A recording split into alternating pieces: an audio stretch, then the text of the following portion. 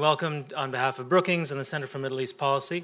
My name is Nathan Sachs. I'm the director of the Center for Middle East Policy. And again, welcome to everyone here in the room, everyone joining us on our webcast on the Brookings website, and everyone joining via C-SPAN at home. We have an extremely important topic this morning and an excellent panel to discuss it. We often have debates on Middle East policy on interests and what the U.S. should do in terms of immediate policy and pursuing its interests. We often have debates about what the U.S. should do in terms of its values, promoting its vision of the good life, its vision of what the world should look like. And once in a while, we have an issue that very clearly encapsulates both, and this is one of them. It pertains directly to some of the most important policy issues regarding the Middle East in recent years and decades even, with the JCPOA in play and the president about to make decisions about that. And we also have the issue of democracy in the Islamic Republic of Iran and people on the streets calling for a change. We have, as I said, a stellar panel with us. I'll just mention one more logistical thing, which is you can follow also with the hashtag Iran protests, and if you're tweeting about it, please use that hashtag. We're very pleased and honored to have Maziar Bahari with us. As you can see from the bios that you received, he's an Iranian-Canadian journalist and a filmmaker and a human rights activist, and was a reporter for Newsweek for many years, from 1998 to 2011. He was incarcerated by the Iranian government from June 2009, a time that is reminiscent of this one, to October 20th, 2009. And he wrote, most notably, a New York Times bestseller called Then They Came For Me. It was later, a movie was made based on it by someone you may have heard of, Jon Stewart. The movie was called Rosewater. He later founded the Iran Wire citizen journalism news site, which is a very important source of information for many people following this, and also the Freedom of Expression campaign, Journalism is Not a Crime. And again, we're extremely happy and honored that you've joined us. With him on the panel will be our very own Suzanne Maloney. She's the Deputy Director of our Foreign Policy Program, as well as my colleague at the Center for Middle East Policy. Suzanne is our Iran expert extraordinaire. She also is an expert on energy and Gulf energy issues. Among her many achievements, I just want to note two books, a monograph in 2008, Iran's Long Reach, but also an excellent book published in 2015 by Cambridge University Press called Iran's Political Economy Since the Revolution. She was formerly on the State Department's policy planning staff and is now, as I said, one of our leaders here at Brookings.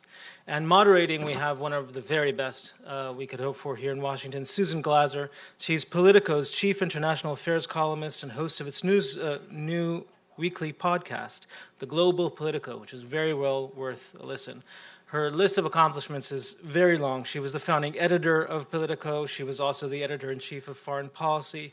She's reported from Congress, from Tora Bora, from Afghanistan, of course, from Iraq, from the Soviet Union as co-bureau chief in Moscow, and for a variety of different outlets.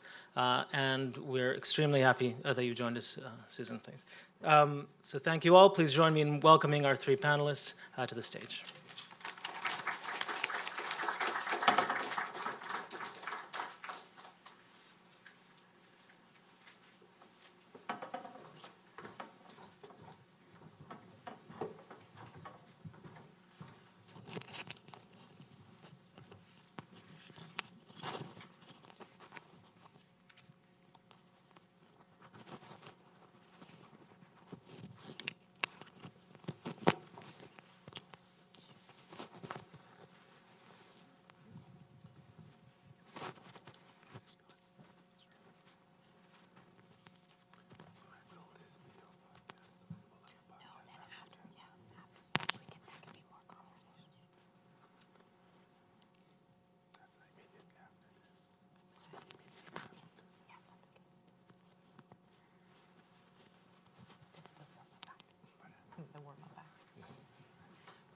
Well, thank you, Nathan, and thank you to all of you for braving the cold to come out this morning.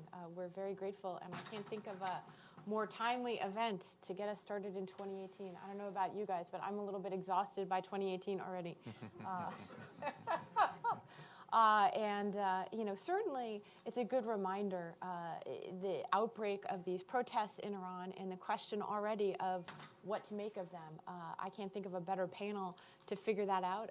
And of course, we'll get to your questions as well. But I think a lot of us are starting out this morning with questions around, first of all, is this panel discussion, is it going to end up being an after-action report, essentially, on a series of protests that are remarkable but little understood and possibly fizzling out? Or is this the beginning of a new movement that we'll be talking about throughout 2018? So that's a question that I have beginning this conversation. And of course, I think the timing, as Natan pointed out, is really remarkable because we are here in Washington, and once again we see the convergence of one of our internal foreign policy debates. President Trump, as you know, faces a deadline next week to once again decide whether or not to certify Iranian compliance with the nuclear deal. He's called the fate of that nuclear deal into question with his decision last October not to certify it, but at the same time not yet to withdraw or to proceed in any other radical way. How, if at all, does the outbreak of these protests affect that decision? How do we understand the still very opaque and unclear decision-making of the Trump administration when it comes to this and other foreign policy issues, especially related to the Middle East, but not exclusively so? What kind of information do we have about the protests? What does this tell us about the state of our knowledge or lack thereof that it seemed to surprise just about everybody, not only here in the United States, but arguably even inside Iran at this moment? And so what have we learned as a result of this? I can't think of anyone better to start out that conversation than Mazyar, who not only has his own deep experience inside Iran, but there was mention of the Iran Wire project that he helped to found, which is providing invaluable accounts from inside the country of what's going on right now. So let's just jump right into that. We can talk later about the Washington piece of this story. It's been incredible to sort of watch not only every Middle East hand in Washington weigh in with their own takes and debates, but how much we are so self-absorbed, right, Suzanne? And very much, we spent half the time, as far as I can tell, reading all these critiques, discussing and debating what we did in 2009 and whether or not that was the right thing, as much as discussing what we should be doing now in 2018. But what is happening in 2018, Mazyar? Is this the end or the beginning? Well, thank you so much to Brookings and Suzanne and Nathan to organize this, and thank you so much for coming. Before that, I just want to say that a lot of people in Iran, especially from the government, say that this series of protests were organized by foreigners. If it was so, it was a very bad, decision, because it was at the worst time. It was between Christmas and New Year, where most people were off and journalists were off. So, I think that's it in itself. It can show that it was not organized by foreigners. So, what's going on in Iran? From what we know, the 28th last Thursday, on the 28th of December. Not last Thursday, the Thursday before. On the 28th of December, there were some demonstrations in Mashhad. And there are circumstantial evidence, we do not have concrete evidence yet, that there was a demonstration organized by the government itself and by the hardliners in order to protest against Rouhani's economic policies, against poverty and unemployment. So about between 2,000 to 3,000 people gathered in the city of Mashhad around Shohada Square, which is Martyrs Square. And I like to translate the names of the places in Iran because they're very symbolic as well. When you see there are demonstrations on Enqilab Avenue, which means Revolution Avenue, people say death to the dictator, next to Azadi Monument, which means Freedom Monument. So I think it's very interesting to understand what the names of streets and monuments mean in Iran as well. So there was a small demonstration organized by the government in Mashhad. And then on Friday, we saw demonstrations all over the country. And then, of course, it became more widespread. And 3 nights ago, I was counting the cities, and there were at least 54 cities involved in the demonstrations. Some people have said that it's up to 70 cities.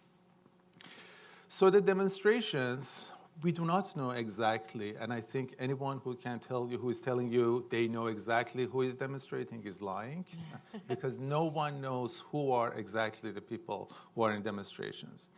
But it seems that most of the demonstrations are because of poverty, unemployment, and economic situation. Most of the people who've been arrested during the protests are young. The average age, they say it's under the age of 25. They are either teenagers or in their early 20s. That means that the oldest of the people who've been arrested, they were 17 in 2009. So they didn't even have the right to vote at that time. And many of them did not take part in 2009 protests. So there were different kind of slogans chanted during the demonstrations. Some of them, they chanted about the economy. Some of them chanted against Ayatollah Khamenei. And for the first time, we noticed that they brought down pictures of Ayatollah Khamenei, Qasem Soleimani, the commander of Quds Force, which is the extraterritorial branch of the Revolutionary Guards. And different groups within Iran and outside of Iran had their followers in different cities taking part in the demonstrations. So that's why you saw that in certain cities, they were chanting for the Pahlavi monarchy, Reza Shah, the father of the Shah, and also the crown prince who lives in this area. There were some chants in favor of Ayatollah Montazeri in the city of Najaf Abad, which is his birthplace. There were some chants just about the economy, very apolitical, and people were saying that we are not, this is not a political protest, this is only about economy. So it's a very confusing picture that we see coming out of Iran. But it shows that there is a fertile ground for protest. There's a discontent, a widespread discontent all across Iran. And even the government, when you go beyond what they're saying, you can see that they're admitting that there is a wide discontent in Iran that can be triggered by anyone, any group, into protest as soon as there is a measure of space for people to protest. So in the last couple of days, we have seen organized demonstrations by the government itself against what they call sedition. They have narrowed the bandwidth. They have shut down Telegram messaging app, which has been the main way for people to communicate. So we have seen less protests maybe in the past couple of days, especially today. There were Friday prayers all around Iran, and there were demonstrations after the Friday prayers organized by the government itself against the quote-unquote sedition. So it would be interesting to see what will happen later on today. Yes, so this is the brief. Well, no, I mean, I think you're right to highlight there's so many different slogans. There's also the question of, is there any leadership this time? In 2009, of course, it was taking place in the context of elections, and the Green movement had a very specific set of political leaders. It had an apparent set of demands. I'd be curious for both of you what you make of the political context in which this is occurring. The reformists are now in some ways in the government, and so they seem to also be a part of the crackdown. They're not joining these protests as we understand them. What do you make of that, Suzanne? Well, I think that is one of the key differences between what's happening today in Iran and what happened in 2009. And there are a number of distinctions that are worth considering and exploring. But the lack of an obvious figurehead, the lack of an organization that is spearheading this, at least insofar as we actually know, that is quite distinct from both 2009 and prior periods of protests, the 1999 student demonstrations in Tehran, for example. And it bears noting, of course, that Iran has experienced routine demonstrations, labor strikes, periods even of significant unrest that are somewhat localized over economic grievances, typically over bureaucratic and administrative issues. You'll see teachers go protest before the parliament or before another government office building to demand back pay, labor unions that are active. I think what's interesting about what's happening today is this contagion effect that appeared to happen so very quickly within 24 hours of the very first protest. Whatever sparked that first one, to whatever extent it may have been orchestrated as an attempt to undermine President Rouhani and his economic reform agenda. Whatever sparked it, it then morphed almost immediately into places all around the country, 24 cities, I think, on day 2, and then continued to mushroom, but also quickly moved from slogans that were focused on economic grievances to what I think can only be seen as very radical and very deeply alienated slogans about the government. And again, that happened progressively over 2009. Maziar was there, of course, so he can speak to it from a firsthand perspective. But it took some time, and there was, in fact, quite a degree of disagreement among those who were organizing and leading the movement in 2009 about to what extent this should be about asking the government to respect its own rules, to adhere to the Constitution, or to what extent it was now time to articulate anti-systemic, anti-Islamic Republic messages. And that's what's quickly. Different here, right? Yeah, is that it's quickly become a very anti-government, broad-based kind of. They have different critiques, or they're citing different slogans, but it seems that most of these protesters, would you agree, are basically against the government in some broad way. They're not asking the government to reform.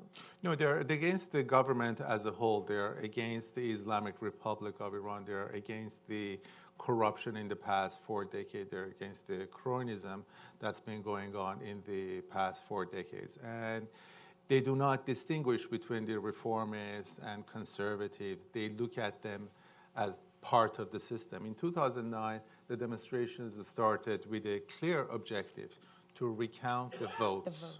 That was it. Millions of people in big cities were going to the streets asking, where is my vote? Meaning, where are my rights as citizens of this country? The protests were peaceful. The protests were silent, actually.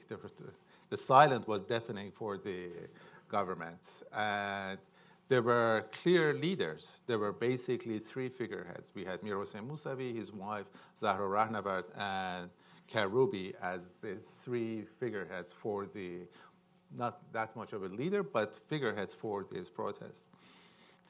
In these protests, for that movement, we can call it the Green Movement, these recent protests, they do not have a clear objective. Yes, there are people around the country who say they are not happy with the system. They say death to Khamenei. They say death to the Revolutionary Guards. They know what they do not want. But I have not heard even one slogan about what they want. Mm-hmm. One clear example of what is the clear objective.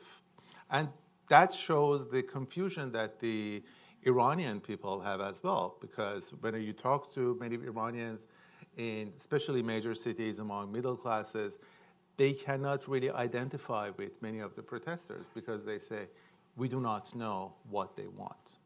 And at the same time, because of the desperate situation of many people around the country, because of the sheer poverty, because there are so many people who have nothing to lose, there is some violence. And there are some people outside of Iran who are inciting violence. So there's, for example, a person who lives in this country, he has a challenge for people to torch mosques or banks. And he has some followers. He may not be a leader. He is his name is Mohammad Hosseini. He's a former game show host in Iran. He's a cross between Drew Carey and Howard Stern. Imagine if you had a revolution in Iran led by Drew Carey and Howard Stern. So he's that kind of a character. And he's asking people to torch mosques and to torch banks, and they do it because they're just desperate for change. And that has alienated many people in Iran as well who do not want to be associated with this because they think that it can lead to Iran becoming something similar to Syria. And the government has been very good in terms of taking advantage of people's fear for security. And as you, Suzanne knows better than I do, that Iranians have always, that fear of lack of security has always been the primary fear for Iranians. In the early 20th century, when there was chaos in the country, when people could not travel between cities, Reza Shah, the father of the Shah, took over the country. He established certain rule of law, and people were happy with his rule for a long time.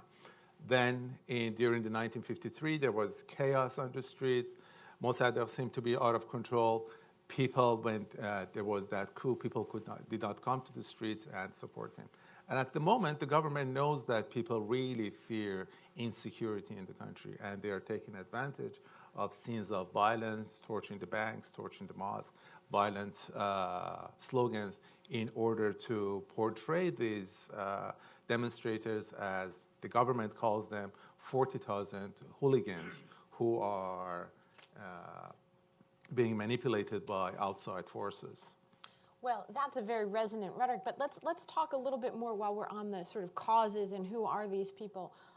You talked about how quickly it spread to different cities. One of the things most commentators have remarked upon is that it does not appear to be the more traditional kind of upper middle class, big city type protest, but it's almost like the Iranian version of Trump country. These are people who perhaps supported former President Ahmadinejad.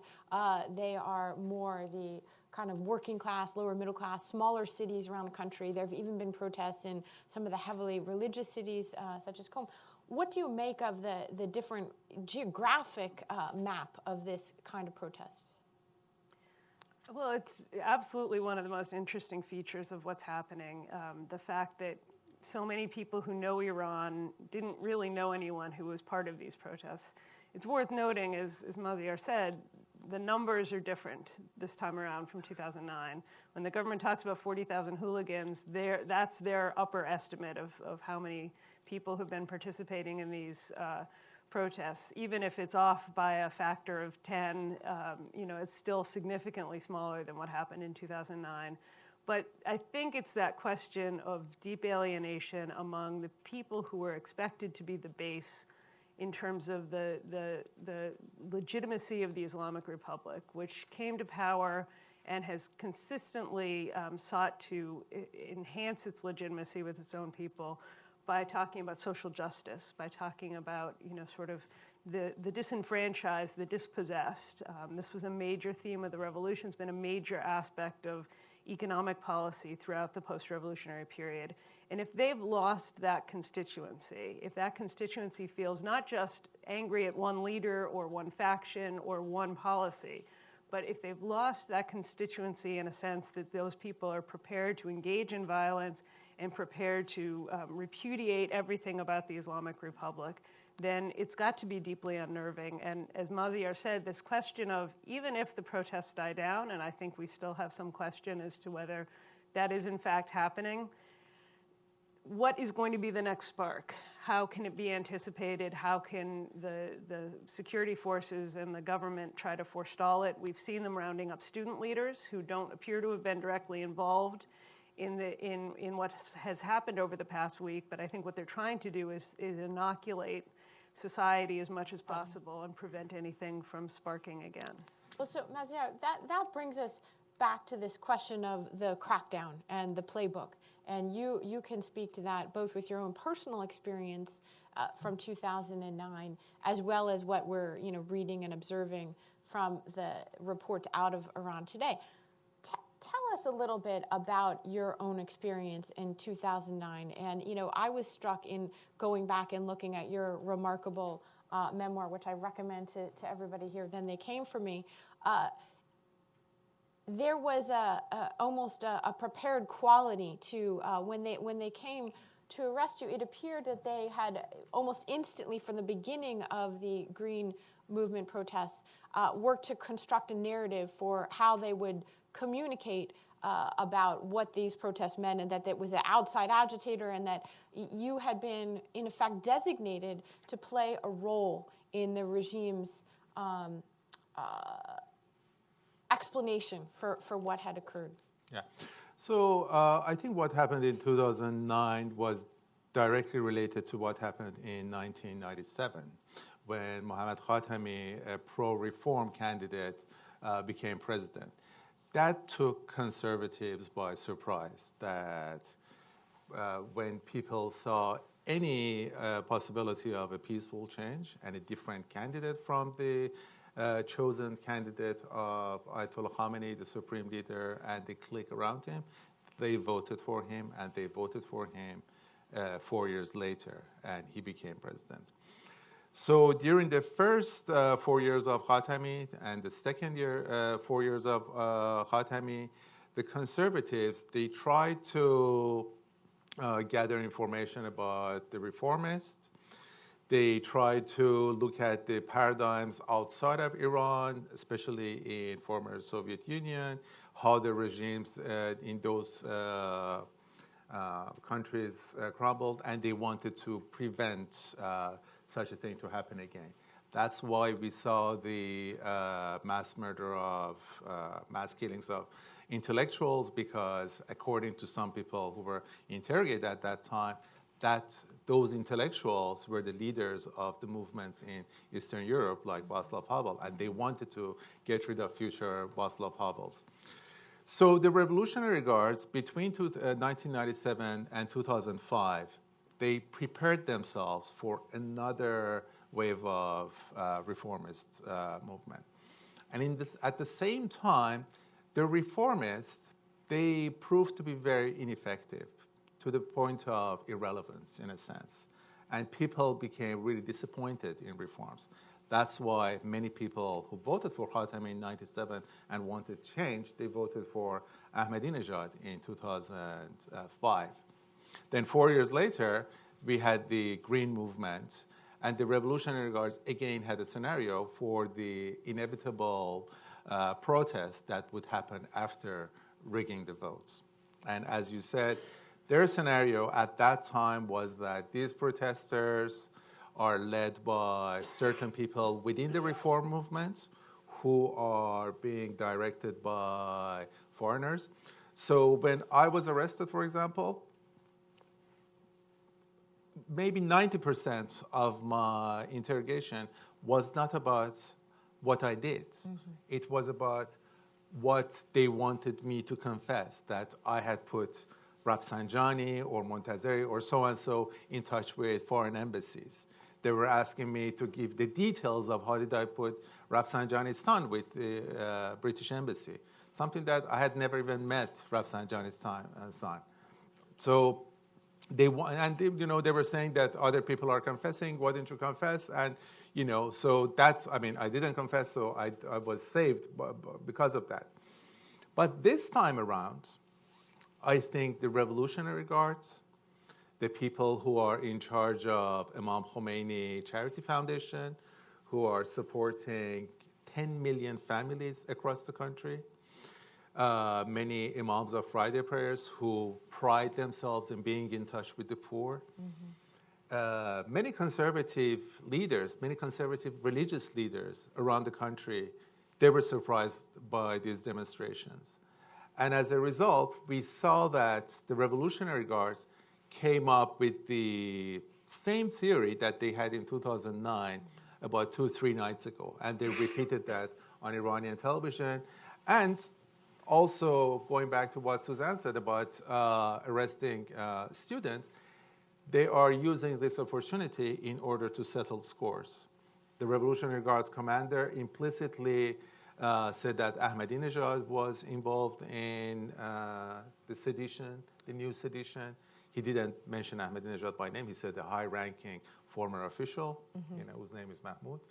He didn't say that, but he could have said that. And then, the Revolutionary Guard's theoretician, who is also an interrogator, 2 nights ago on Iranian television, suggested that it was American, Saudi, Israeli plans, and they come up with these really strange ideas that each social media is playing a role for the American intelligence, that Twitter is supposed to be organizing, Telegram is supposed to be a messaging service. So they really don't know as well. So you think they're struggling for a narrative? They're struggling for narrative as well because they see all these disparate slogans as well.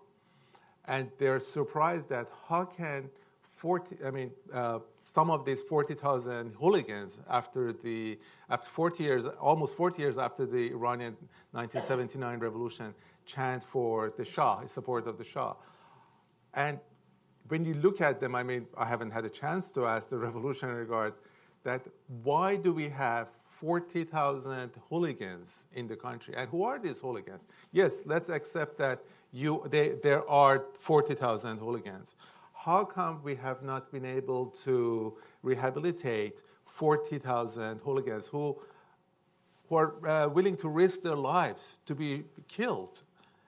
And what is the economic background of these hooligans? Who are these people to be able to come to the street? So I think as we as journalists are struggling with questions, as you guys in Washington are struggling with questions, I think the Revolutionary Guards themselves, the system itself, is also struggling for answers as well. And the answer is not easy, and it's almost impossible for this regime to provide, because people are protesting against the economic condition that has been compiled for the past 40 years. People have different kinds of grievances. You see that there are some ethnic minorities like Arabs. They are protesting in the city of Shadagan, which is one of the poorest areas in Iran I've ever been to. And there are people in Mashhad who have lost their investment in different banks and pyramid schemes and financial institutions. So there are there are different layers of grievances. Right. It's not just you rigged the election and many of these grievances have to do with the Revolutionary Guard's involvement in economic activities in Iran. As you know, the Revolutionary Guards are not only a military force, they're also the biggest industrialists in Iran. They have some of the biggest industrial contracts in the country. They are at some of the biggest industries and some of the biggest companies in Iran are run by the institutions that are under direct supervision of the supreme leader, and they cannot be fully audited. I recommend Suzanne's book about the bonyads, the foundations, and you can see the depths of corruption in this. So for Rouhani government, who he himself admitted that only 1/3 of the budget is in my hands. The rest is basically controlled by the supreme leader. He cannot do anything. Well, your point about Rouhani is a good one, I think, to pick up on, which is this question of now Rouhani has been perceived, certainly here in Washington and elsewhere outside of Iran, as a moderate, at least in the Iranian context. We perceived the nuclear deal as an example that would lead potentially to further reforms.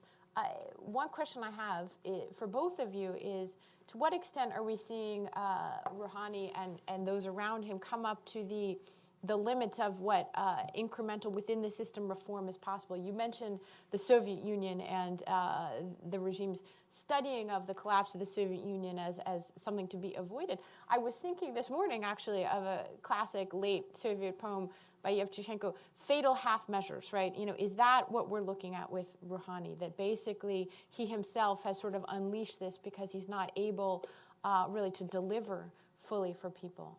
What do we think about what this tells us about the future of reform inside the system? Will it simply be a pretext for more cracking down?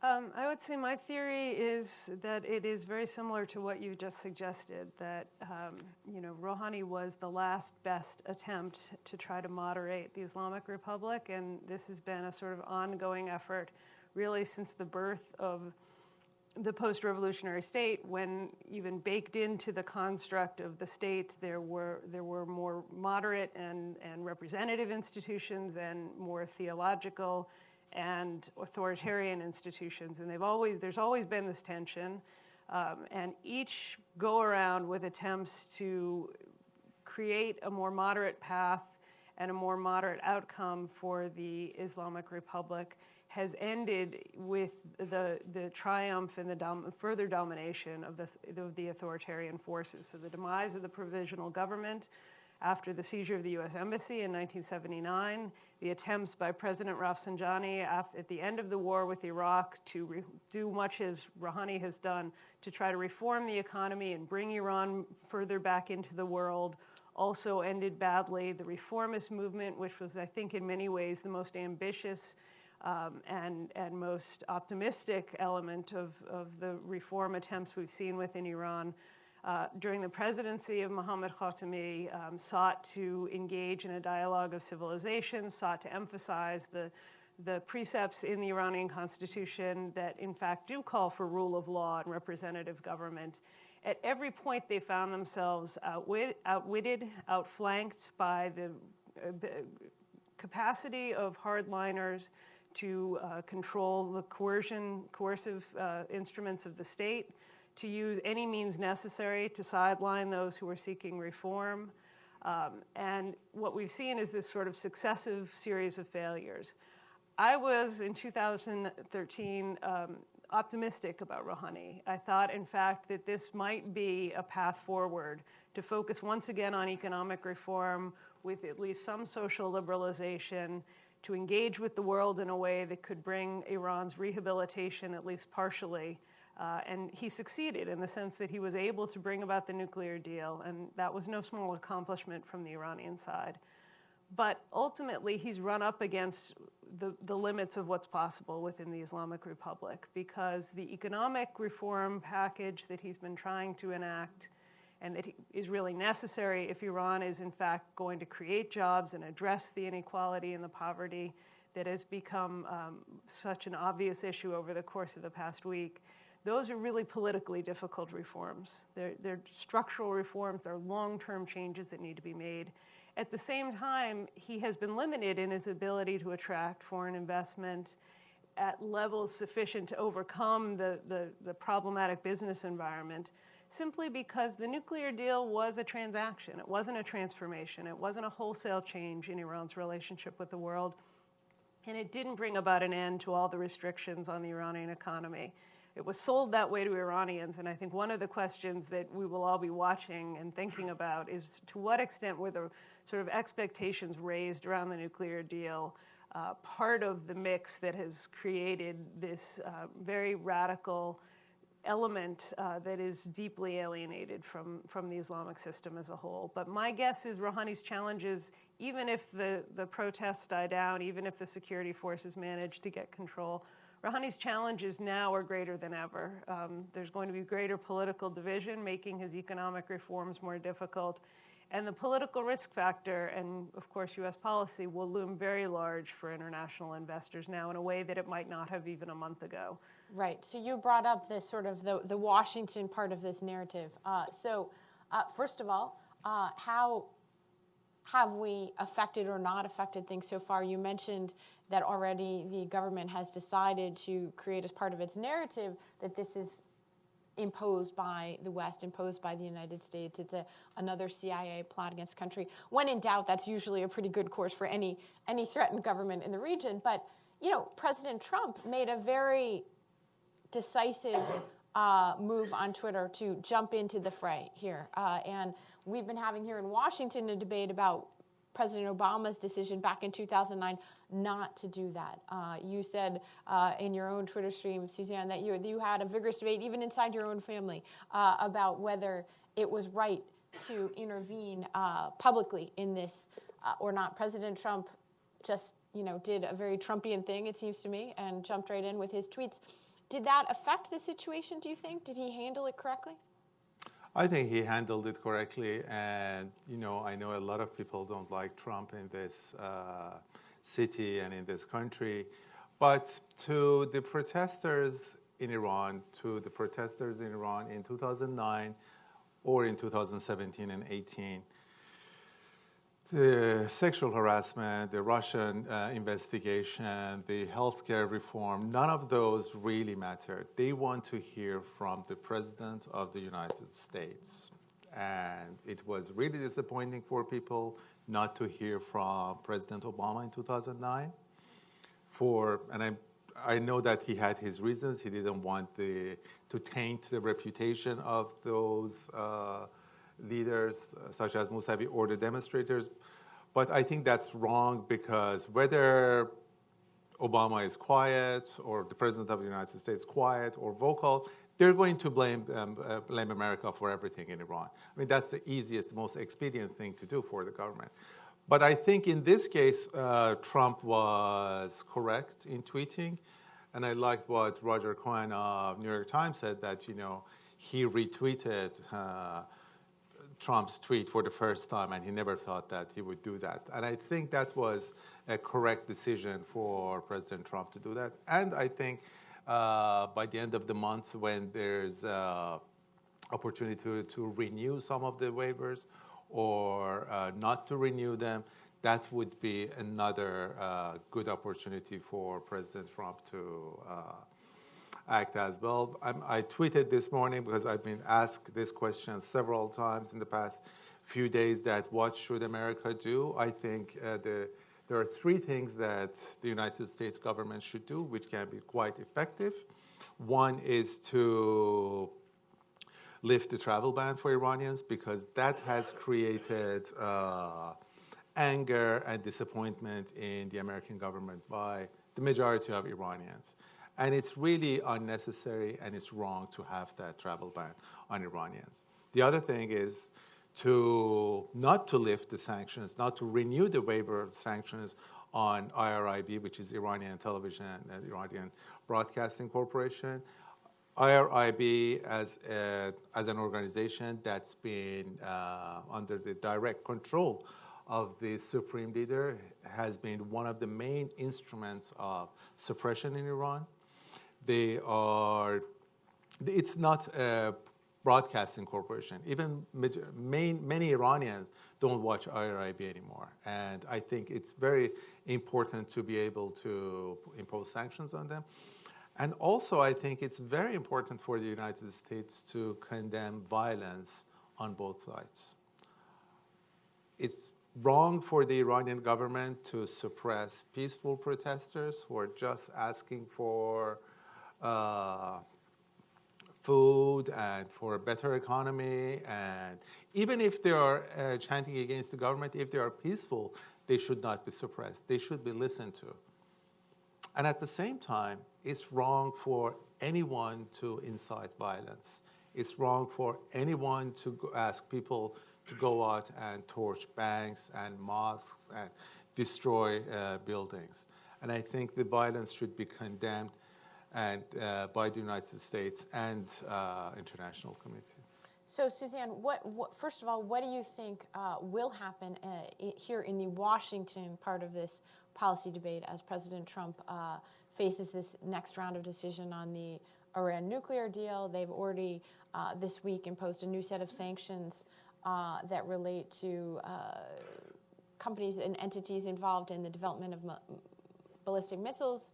And so what do you think is going to happen here on that? And tell us your perspective, which is interesting, on this rearview mirror fight we're having over whether Obama screwed up in 2009. I'll start with the last question because I have thought about it. I defended the Obama administration at the time and continued to for a long time. And I understand the calculations that went into that decision, which everyone, perhaps all the way up to the president himself, has later regretted. Secretary Clinton has come out and described this as one of the greatest regrets of her time as Secretary of State.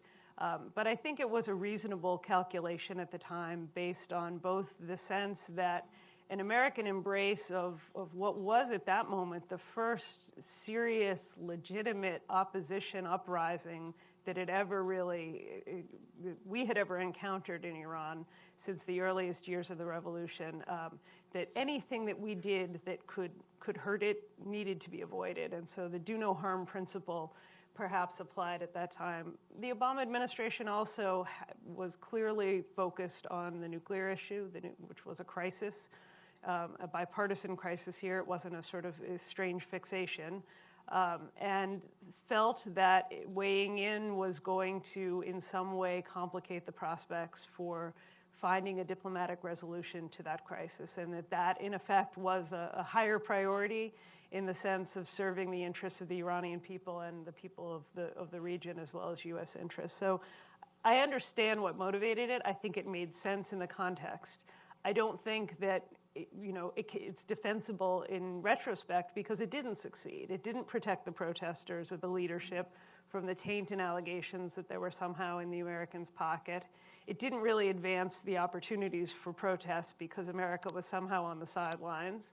And it didn't really facilitate any diplomatic progress. There were some early talks in the weeks after the start of the Green Movement that initially appeared optimistic, but it took a number of additional years and a lot more sanctions pressure before we were able to get to negotiations that could in fact produce the nuclear deal. So I think the lesson learned from that experience is we should never stay on the sidelines. It's the obligation of the United States as the quote-unquote leader of the free world, to the extent that we still aspire to that position, to speak on behalf of those who are asking for a better life and to condemn violence against them. And I think while I would prefer someone script President Trump's tweets for him in a way that might be a little bit more persuasive, I think it's the right instinct to be out in public on this. I'd like to see more of that from European governments that have been a little bit more reticent. Well, let me press you on the Trump thing. Your point is well taken, Maziar, about the swamp here in Washington is broadly speaking not a huge fan of President Trump's tweets when it comes to foreign policy interventions.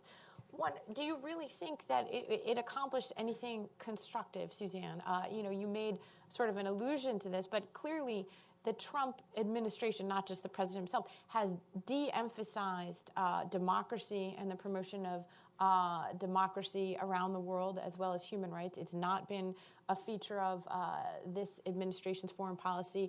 We've seen the president himself lavish praise on autocrats in the region. It seems he's very openly taken the side of Saudi Arabia, Iran's biggest regional enemy and adversary. So, is this undermining potentially American promotion of democracy by simply appearing to opportunistically use this kind of rhetoric only when it is involving one of your adversaries? We've always been opportunistic in the way that we try to advance democracy in the Middle East, and so much as I would like that to change, I won't pin that solely on the Trump administration. I would prefer a policy that was more even-handed across the region, that appreciated the risks of authoritarianism outside of Iran. But to the extent that we're focused on this moment in Iran, I think it is right for the American president to be speaking words of support for those who go out to the streets, because they pay attention, they listen. Maziar can speak to it more directly than I can, but I've been accosted by individuals who said, where were you? Where was your government in 2009 when we needed you? I don't think it would have made the difference in terms of the outcome then, and I don't think it will make a difference in terms of the outcome now. But I think sometimes we simply have to do what is the right thing to do because it helps those who are actually taking the risks. You both mentioned the Trump Also, travel sorry, ban. before that, I have to emphasize that opportunism and hypocrisy is not only the monopoly of the American government or other. We're good at it, though. No, not actually. You're not very good at it. I think if there was an Olympics for hypocrisy and opportunism, the Iranian government would win the gold medal because they are shedding tears for protesters in Ferguson, for example, while they are denying many people in their own country, many of their own citizens, of basic rights. They are talking about the Zionist atrocities in Palestine while they've been silent, totally silent about what has happened in Chechnya and what is happening to the Muslims in China. So when we're talking about hypocrisy, yes, of course, we have different standards for the United States, but we have to always remember that the other side is not that innocent as well. Yeah, no, that's an excellent point. I'm glad you brought it up because we haven't talked about one thing, and I want to open this up to questions, but we haven't talked about the role that Iran's policy in its own region and that hypocrisy that you talked about, what role, if any, that might have played in these protests. You immediately saw a lot of questions being raised about the millions or even billions of dollars spent by Iran on the fighting basically the civil war next door in Syria, its involvement in Yemen, its involvement in Lebanon, and the question of whether this is a backlash to that, number one. Number two, perhaps even the reforms inside of Saudi Arabia, some people have suggested, have caused Iranians to look critically at their own country when it comes to how repressed women continue to be, for example. So I'm curious what both of you think about the role that the Iranian foreign policy, its adventurism, if you will, abroad, has played in the backlash at home. Are people saying, why are you spending all this money elsewhere in the Middle East? It's sort of make Iran great again. Yeah, one of the main slogans of the protests in every city has been not Gaza, not Lebanon. I dedicate myself to die for Iran.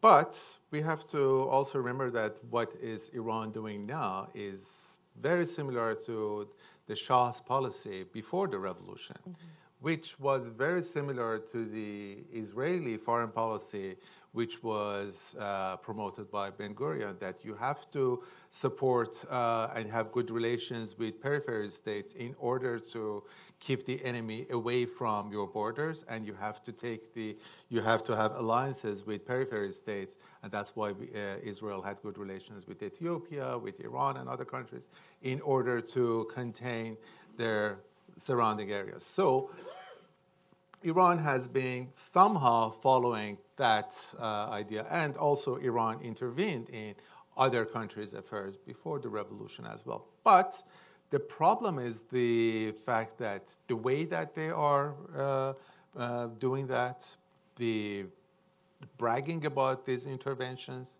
is very different from the Shah's time. The fact that people are poor, people are unemployed, people do not have 1 out of 7 Iranians lives under the poverty line. So when they see that Iranians are helping the Lebanese whose houses were destroyed by Israel, it just creates a resentment. It just creates a resentment, of course, in their own government, but also in the what is happening. And also when they look at the more, I think, sophisticated argument is in terms of what is happening in Syria and the way Iranians are helping the brutal Assad regime to torture its own people, to gas its own people, to kill its own people. That creates resentment in their own government and also in what it is doing in the region. Does it, Suzanne, I want to get you, but does it create fear, do you think, Mazyar, that they'll do those same things at home as well, if necessary, to suppress any outbreak of civil war or revolution? I mean, is the message, you don't want what's happening in Syria to happen here, and we're willing to use all those tools here? Well, I think this time what we have seen is that people who come to the streets, by the government's count, 21 people have been were killed in the past 7 days. There might be more. Usually there are more people than the government's statistics. But I think this time we've seen people who have no fear, who have nothing to lose, who come to the streets. According to the government again, 40,000 hooligans came to the streets. And hooligans, they have nothing to lose. These people are desperate. They're poor. And so they don't care whether they're going to be killed or not because they don't have anything to lose. I want to get back to one of the questions you posed, and I inadvertently ducked a little bit earlier, which is just what's the U.S. policy response. Because, of course, Iran's regional adventurism plays into the Trump administration's rationale for the opposition to the nuclear deal. And the president, back in October, you all recall, declined to certify Iranian compliance with the deal, largely because of this conviction that everything else that Iran is doing is somehow invalidating even whatever technical compliance there may be with the terms of that agreement. And over the course of the next 10 days, we will see the expiration of the waivers and suspensions of all of the U.S. sanctions that were required under the nuclear deal. So the president will have a much more meaningful opportunity next week, even as compared to what he did in October. He really will have an opportunity either to continue to abide by the nuclear deal, to take action, he will have to take action to do so in extending the waivers, or to explicitly pull the United States out of that deal and decline to continue the actions that in fact are in compliance. It's all very technical, but fundamentally what the president does next week will determine whether or not we are in compliance with the nuclear deal. And I think at this stage it's really difficult to predict how he will act. There is an effort underway to craft bipartisan legislation on the Hill that might create some sense that the president has in fact achieved his aims through decertification, and that might give him an excuse to continue the waivers. That was the sort of game plan. But they won't have the legislation ready and passed before next week. And even if they did, is that sufficient? Has Trump seen in what's happening in Iran a sort of confirmation of his own narrative that the regime is fundamentally one that should not be dealt with? And look, Iranians themselves are saying it as well. My guess is that he continues the waivers. My guess is that the nuclear deal continues for another 3 months. But I think even that uncertainty is going to further erode business confidence in Iran, is going to further complicate Iran's economic rehabilitation. And with that, let me just make one final point. There are a lot of people out there, including in this country, but certainly many in Iran, who think that Trump has somehow helped to precipitate the events in Iran by not abiding by the deal. That's not true. We've done everything that we're supposed to do. We have kept to the letter of the law on the nuclear deal. We relieved all the sanctions, waived all or suspended all the relevant sanctions. What we haven't done is go out and try to create new opportunities for Iran. And that is something that the Obama administration was clearly torn about in its final months after the implementation of the deal. But I think it's important to ensure that this narrative that's being fostered mostly by the Iranian leadership, that somehow, this is all the United States' fault, that the United States has destroyed the Iranian economy. It's fundamentally not true. All right. Well, let's bring in you with some questions. We have some microphones here. The only thing I would say is identify yourself and please do make it a question so we can get the benefit of their thoughts. All right. In the back here, ma'am. Yeah. Thank you. I have 2 pages of comments and information, and as you said, I probably couldn't use all of it. Just one question. Well, my question truly Short is, one. the question truly is whether or not it's a curse of geography for Iranian people. As it comes to the question of Soviet Union, as it comes to the question of Mr. Brzezinski's policy about the green belt for Iran, and how do you differentiate between the 2009 Green Movement demonstration as opposed to what it is now? Green Movement was basically after getting another mullah, another religious cleric into power, Mr. Karoubi, and Mr. Mousavi, who used to be a prime minister in Iran during the worst time of suppression and persecution of the opposition. During this time, people are not asking for any more mullahs. They are hungry, they want food on the table, they want freedom, they want security. How do you differentiate? They are actually talking about doing away with the Islamic system. Why the opposition doesn't see that, I'm really baffled. I think we spoke to this a little bit, but if you want to elaborate, on whether the key difference from 2009. I think we talked about it, in length. Yeah. Okay, more questions? Please make it a question. You.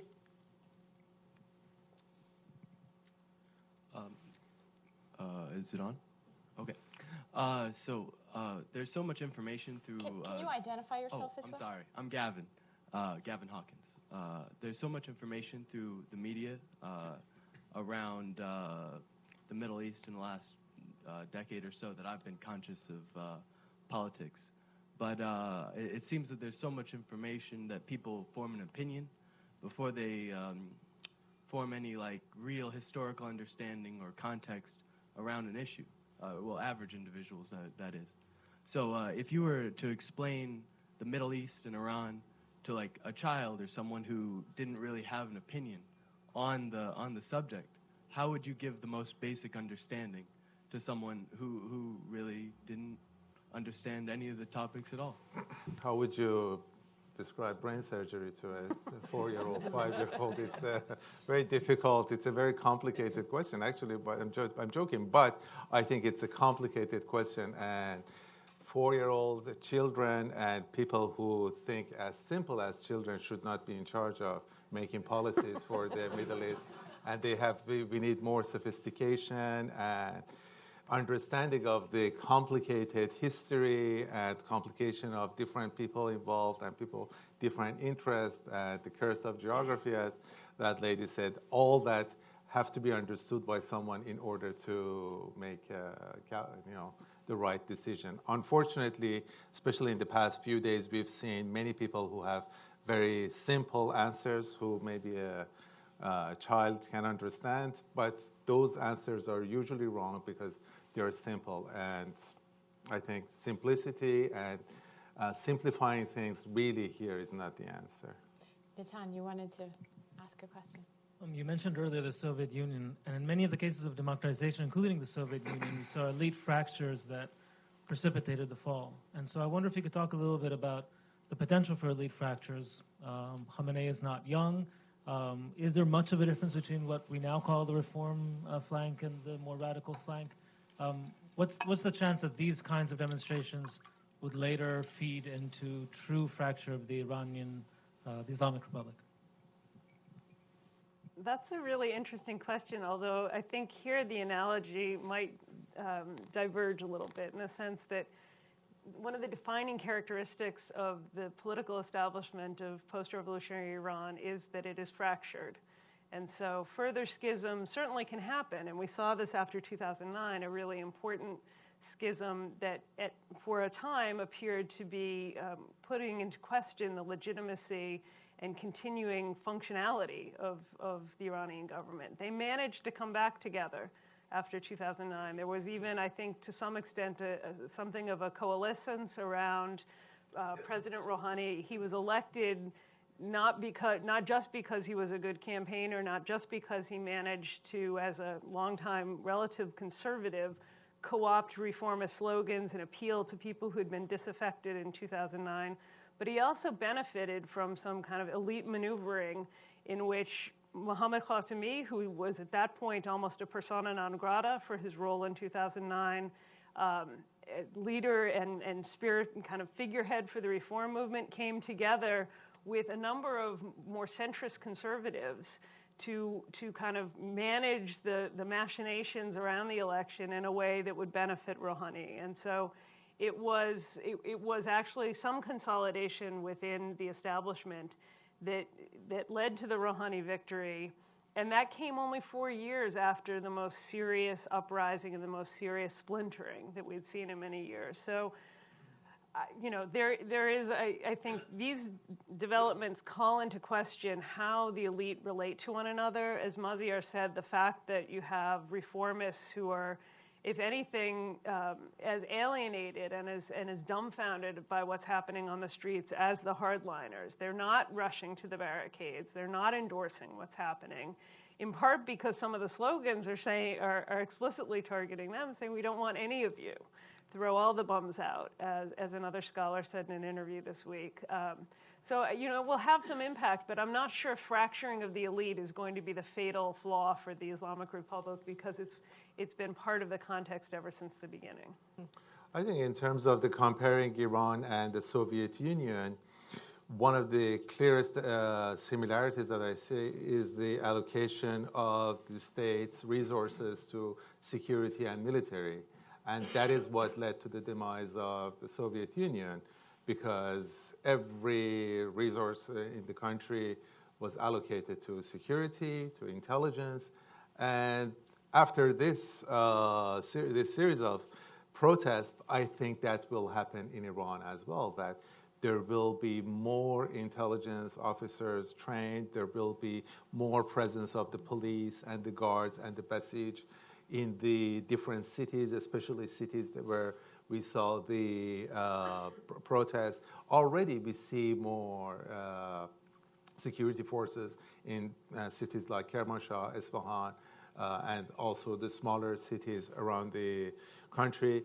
And also at the same time, we'll see more protests by citizens as soon as there is a measure of space available to them. And that can be a demonstration after football match. As you know, Iran is going to play in the World Cup this summer, and at least they're going to play 3 matches. If with Portugal, Spain, and Morocco, if they beat Spain, just imagine Iran beat Spain or even draw with Spain, and there will be demonstrations. Part of that demonstration will lead into protest against the government. There might be a funeral. As we saw a couple of years ago, there was a funeral of not a very popular singer, in a sense, a very bad singer.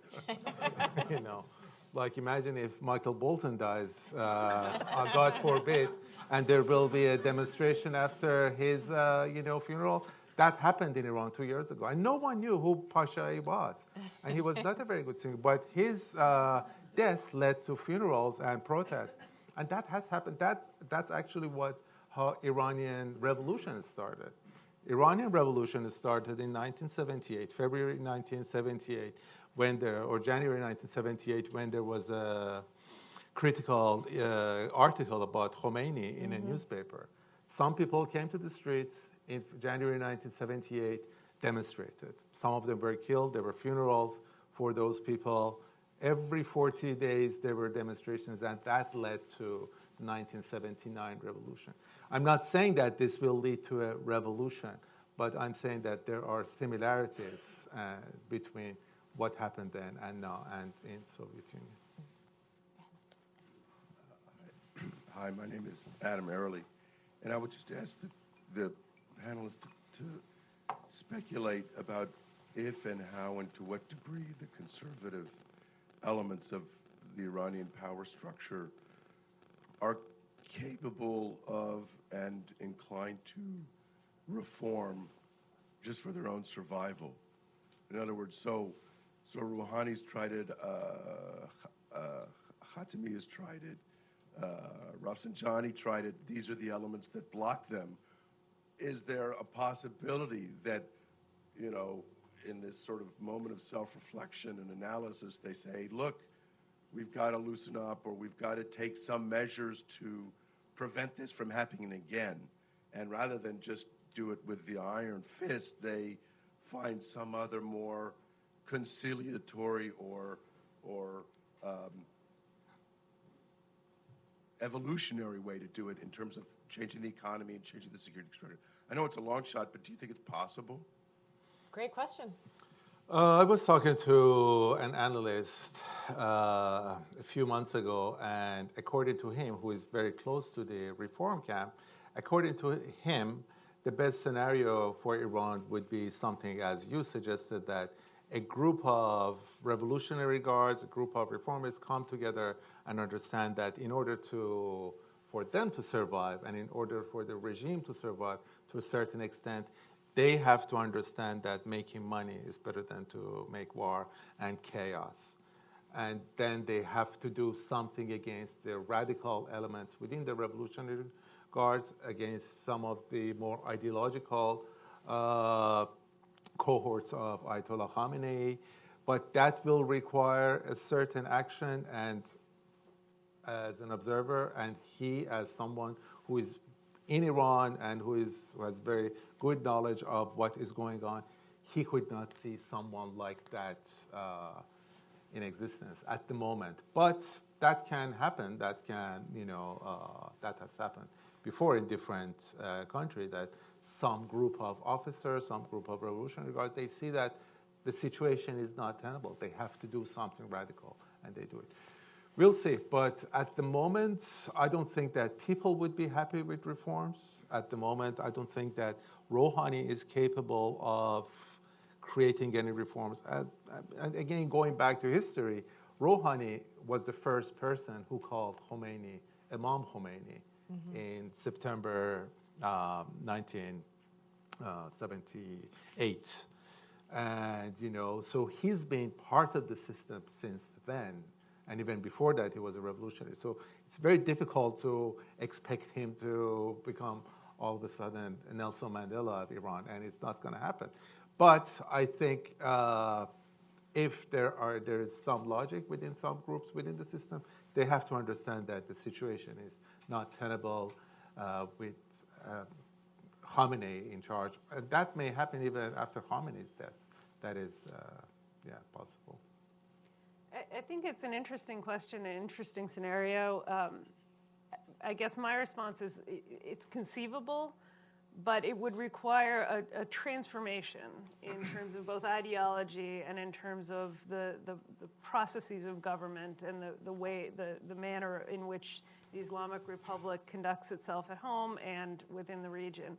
So I don't think Iran needs revolutionary change. But evolutionary change isn't going to be enough because, as we see, people are fed up. And it may only be 40,000 this week, but 40,000 over time, particularly with other precipitants, can turn into 400,000 and 4 million very, very quickly. And so my sense is that we've had this at least 25-year experiment with trying to reform Iran through economic, through political and social efforts, and it's always proven insufficient. At each time, there have been conservatives who've peeled off, who've been, at least to some extent, supportive of some aspects of reform. But fundamentally, there is an unwillingness at the core of the regime to reconsider the position of Velayat Faqih, the sort of absolute authority of the supreme leader over vast swaths of the state and the security forces and the judiciary. And there is, other elements of the ideology are just fundamentally fixed at this point. And so unless there is a willingness on the part of a conservative front to rethink those core elements of the ideology, I think reforms will continue to prove insufficient.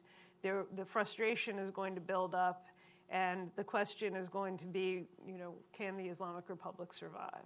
And also, it goes back to my recommendation of condemning violence. Because I think in order to persuade different regime members to jump ship and to reform themselves, they have to have some assurance of no retaliation and no violence in the future. So I think it's only through peaceful, nonviolent resistance that we can see some better future for Iran. And for that to happen, we need some people within the regime to jump ship and to change their positions. With violence, when people call for the execution of the Revolutionary Guards or clerics, that cannot happen, and that can be counterproductive. Suzanne, there was a piece that we ran in Politico magazine this week that said the Islamic Republic is doomed, and of course it was written by your husband. He made the point that the crackdown is inevitable, more or less, and that these cycles that we've seen of reform followed by reaction mean that the regime is incapable fundamentally of reforming itself. That seems to be, sort of the question is challenging that premise. Where do you come down on it? I've been in a different place than my husband, including right at this moment where he's speaking across town. I think that I would say this, that at a time where many people in town were, in this town, were comfortable with the conventional wisdom that there is, the regime is stable, the country is consolidated, there isn't a real possibility of anything revolutionary taking place. There were people in this town who were, in fact, saying the opposite, and they were often condemned as people who knew nothing about Iran, despite the fact that they have greater capabilities in that regard than they're often credited with. So I guess where I come down is fundamentally this, that I think we are seeing the end of a certain episode, the latest reform episode. I don't see how there is a different strategy of kind of evolutionary change that satisfies Iranians at this time. I think it has to be some kind of transformation. Ideally, if we understand what Iranians as a whole broadly would prefer, it would be to some extent gradualist. But it has to be transformational. It can't be sort of biting around the edges. Fundamentally, I don't think that that's consistent with the Islamic Republic as we know it today.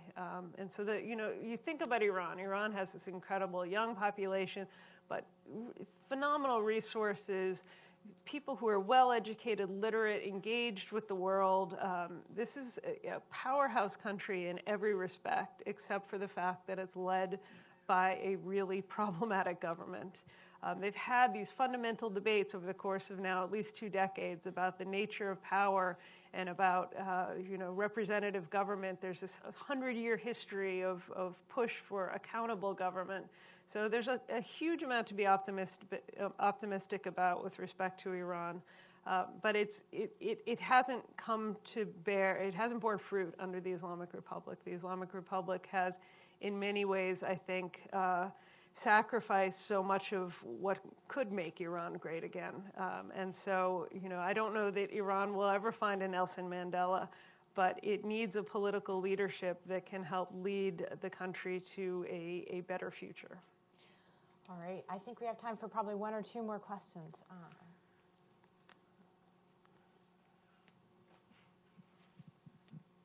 Hi, Elise Goss-Alexander with the U.S. Commission on International Religious Freedom.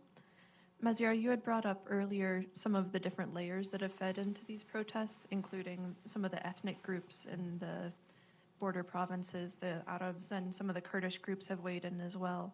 But we haven't really seen as much going on in like Sistan, Baluchistan. I was wondering if you could just speak a little bit more about that aspect and how it's played in and why it hasn't sort of taken off more. To tell you the truth, I do not know why the demonstrations happened in where they happened. I don't think that anyone has provided the answers, because when we look at the map of demonstrations, we don't see that many similarities between different groups. And yes, according to some people, the demonstrators are poor and are the oppressed. There are no poorer or more oppressed people than the people in Sistan or Baluchistan. We have seen demonstrations in Sistan, Baluchistan. Sometimes we've seen violence by people in Sistan. But my guess is that because of the leadership of Mawlavi Abdul Hamid, who is the spiritual leader of the Sunnis in that area, and many people respect Mawlavi Abdul Hamid in that area, and Mawlavi Abdul Hamid has been under a lot of pressure by the government and in different intelligence apparatus in Iran. Maybe that has played a role. Maybe Mawlavi Abdul Hamid has asked them not to come out and protest. That is the only reason I can provide. But it is a puzzling map. When you look at it, people talk about unemployment. Yes, there is a high rate of unemployment in all the cities where demonstrations has happened, But there are certain cities in Iran with higher rate of unemployment, and we have not seen demonstrations in those cities. Okay. In the very back.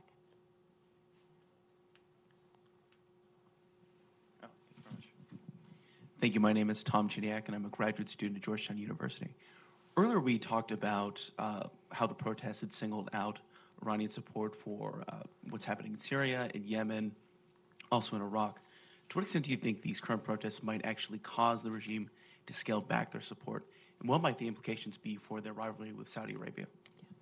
Good question. I think the Iranian government, most probably again, will stop bragging about its victories in Syria, Yemen, and Iraq.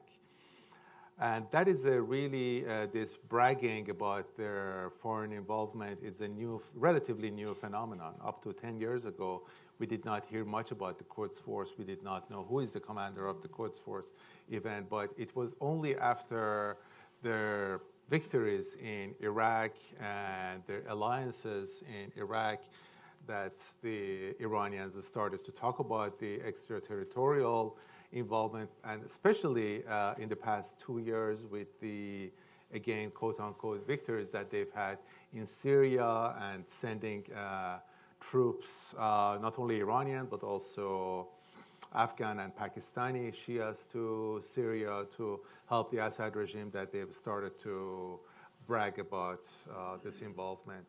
I think they will scale back their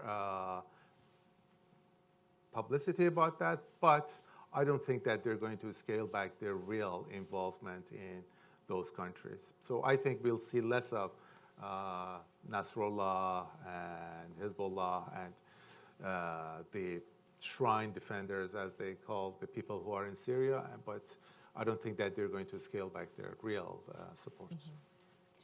I have the same speculation, which is that fundamentally, Iran's regional activities have survived even at times of significant economic pressure. You didn't see Iran retrench from the region at the worst period of multilateral sanctions on Iran. So it isn't an expense that the state can't bear.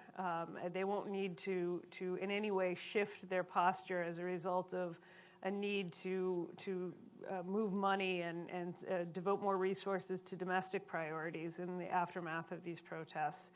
I do think that the optics may change, and there are some studies. Afshan Ostrovar, who's done a wonderful book on the Revolutionary Guard, has suggested that there was a deliberate attempt to sort of publicize the victories over ISIS, precisely because Iran, like much of the rest of the world, including the United States, was slow to pick up on what was happening with the development of this group. And Qasem Soleimani and the Guard needed to reestablish their own bona fides at home.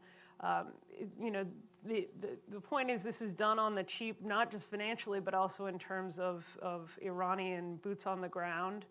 There are a few hundred Iranians, at least by most estimates, on the ground in Syria, but commanding much larger forces that are drawn from Hezbollah, from Iraqi militias, and most interestingly, these shrine defenders, the brigades of Afghan and Pakistani Shia who've been mobilized. And that has insulated the Iranian population to a greater extent from at least the casualties of war. But what's been happening recently is that, there has been more publicity around and support for those non-Iranians who are fighting these battles. And so there have been public funerals for Afghans who've been killed in Syria. Khamenei has embraced the families publicly. There has been a much more direct discussion about the support for those survivors of those who are killed in those actions. And I suspect what's happening will, as Maziar said, cause some kind of a shift in the way that the leadership talks about these engagements. All right, I think we have time for one more question. So, last question here, right here in the front.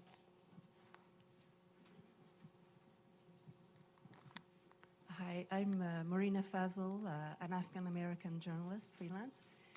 My question is about the role of the royal family of Iran. I heard you several times mention that the current protesters, although we can't precisely narrow down exactly what their motives might be, that we can say that they are poor and they have nothing left to lose. Yet I heard you say that there is an appeal now for, some of the slogans we're calling for members of the royal family. If that were to actually evolve further, can you tell us whether you think that all of Iranian society would actually have an appetite for a return for a modern monarch?